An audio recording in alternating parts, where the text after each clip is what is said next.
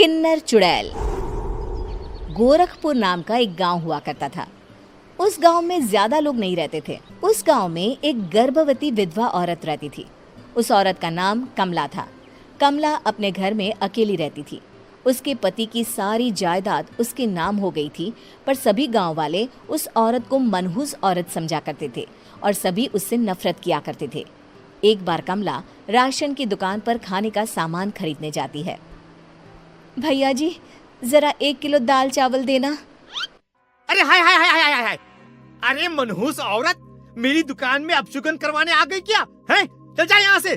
मैं कुछ नहीं देने वाला हूँ तुझे। भाग भाग यहाँ से, चल जा, निकल। भैया जी, ऐसा मत कहिए।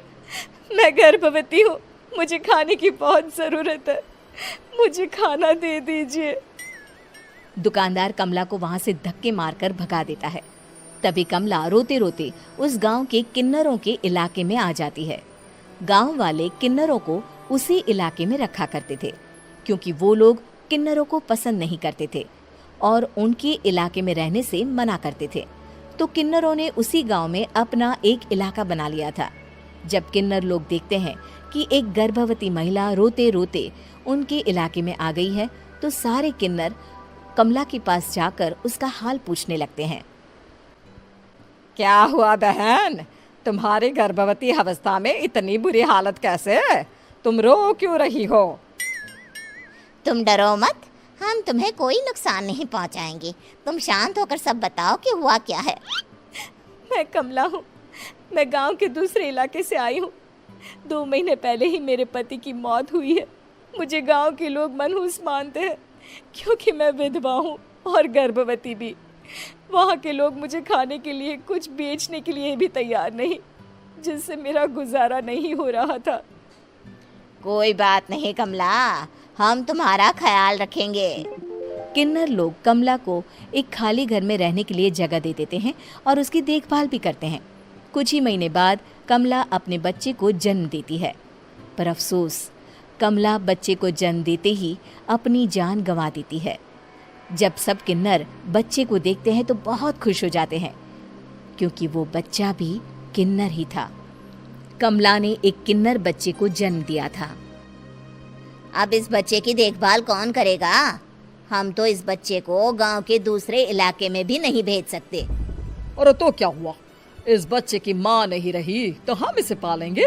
अब ये हमारे इलाके में रहेगा, हमारे साथ रहेगा।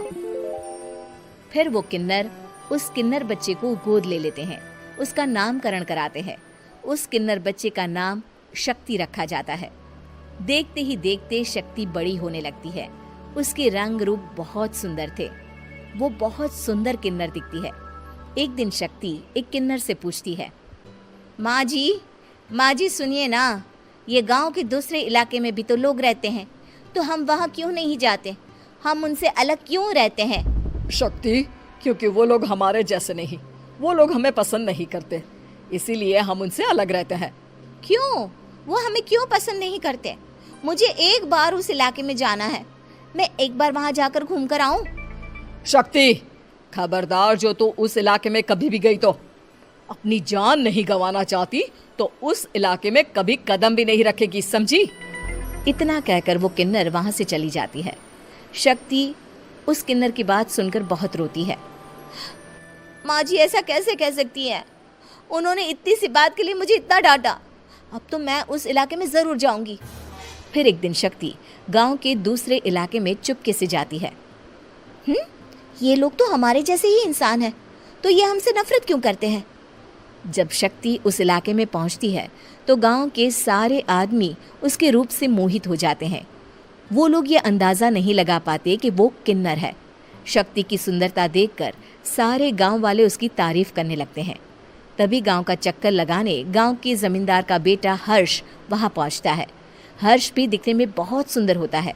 जब हर्ष ने शक्ति को देखा तो वो भी उससे मोहित हो गया, और जब शक्ति की नजर हर्ष पर पड़ी तो वो हर्ष को देखकर मोहित हो गई। आपको पहले कभी इस गांव में देखा नहीं। इस गांव में आप नए हैं क्या? जी नहीं, वो मैं बस। तभी शक्ति बोलते बोलते रुक जाती है और मन में सोचने लगती है, अगर मैंने इनको बता दिया कि मैं दूसरे इलाके से आई हूँ तो वो समझ जाएंगे कि मैं किन्नर हूँ, इसलिए मुझे इनसे झूठ ही बोलना पड़ेगा। शक्ति हर्ष को कहती है, जी हाँ, मैं इस गांव में नई आई हूँ, यहाँ अकेली रहती हूँ। वैसे आप कौन है? आप भी इसी गांव में रहते हैं? जी हाँ, मैं इस गांव के जमींदार का बेटा हूँ। आपको किसी भी चीज की जरूरत पड़े तो आप मुझे बता देना, मुझे अच्छा लगेगा। ऐसे ही शक्ति और हर्ष एक दूसरे से रोज मिलने लगते। वो दोनों अपने प्यार का इजहार करने एक दूसरे से मिलने जाते हैं। तभी शक्ति का पीछा करते करते एक किन्नर वहां आ जाती है। शक्ति, शक्ति, मैं तुमसे बहुत प्यार करता हूँ। मैं तुमसे शादी करना चाहता हूँ।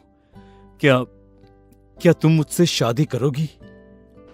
हाँ हर्ष, मैं तुमसे शादी करूंगी, पर मैं तुमको अपने बारे में एक सच्चाई बताना चाहती हूँ जो मैंने तुमसे छुपा कर रखी है। तभी उनके बीच में ही वो किन्नर आ जाती है। शक्ति, तेरी हिम्मत कैसे हुई ऐसा करने की? वो किन्नर शक्ति को खींचकर गांव के जमींदार के पास ले जाती है। हर्ष भी वहां शक्ति को बचाने के लिए पहुंच जाता है।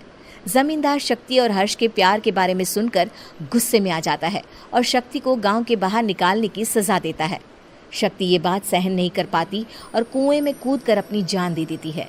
जमींदार हर्ष की शादी गांव की एक लड़की से करवा देता है, पर हर्ष इस शादी से खुश नहीं होता। शक्ति अपना बदला लेने के लिए मरने के बाद किन्नर चुड़ैल बन जाती है। अब मैं इन गांव वालों को नहीं छोड़ूंगी, अब इनसे मैं अपने प्यार का बदला लूंगी। किन्नर चुड़ैल गांव वालों को परेशान करना शुरू कर देती है। एक बार वो रात को गांव के खेतों में पहुंच जाती है और वहां आग लगा देती है। सारी फसल जल के राख हो जाती है।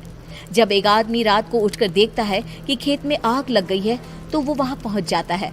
वो देखता है कि खेतों के बीचों बीच एक किन्नर चुड़ैल खड़ी है और वहां खड़े होकर ताली बजा रही है। गांव वाला किन्नर चुड़ैल को देखकर बेहोश हो जाता है। जब सुबह उस आदमी को होश आता है तो वो सीधा जमींदार के पास जाता है। अरे जमींदार साहब, अरे वो किन्नर चुड़ैल ने मेरी सारी फसल जला दी। अब मैं क्या करूंगा? क्या होगा मेरा? जमींदार चुड़ैल किन्नर का नाम सुनते ही सब कुछ समझ जाता है। अब वो बहुत डर जाता है। उसी रात को जब जमींदार डर के मारे अपने कमरे में सो नहीं पाता, तभी वहां अचानक से किन्नर चुड़ैल आ जाती है। किन्नर चुड़ैल जोर जोर से जमींदार के आगे खड़ी होकर हंसने लगती है और ताली बजाने लगती है। जमींदार उस डरावनी किन्नर चुड़ैल को देखकर बहुत डर जाता है। तूने मेरे साथ बहुत बुरा किया, अब मैं तुझे जान से मार दूंगी। नहीं नहीं नहीं नहीं नहीं, मुझे माफ कर दो, मुझे मत मारो। मैं कभी ऐसा दोबारा नहीं करूंगा। अब तुम जो बोलोगी वही मैं करूंगा। ठीक है, मैं चाहती हूँ कि किन्नर इलाका गांव के इलाके से जुड़े और गांव का कोई भी आदमी किन्नर समाज से द्वेष ना करे, उससे नफरत ना करे, नहीं तो मैं सारे गांव को मार दूंगी।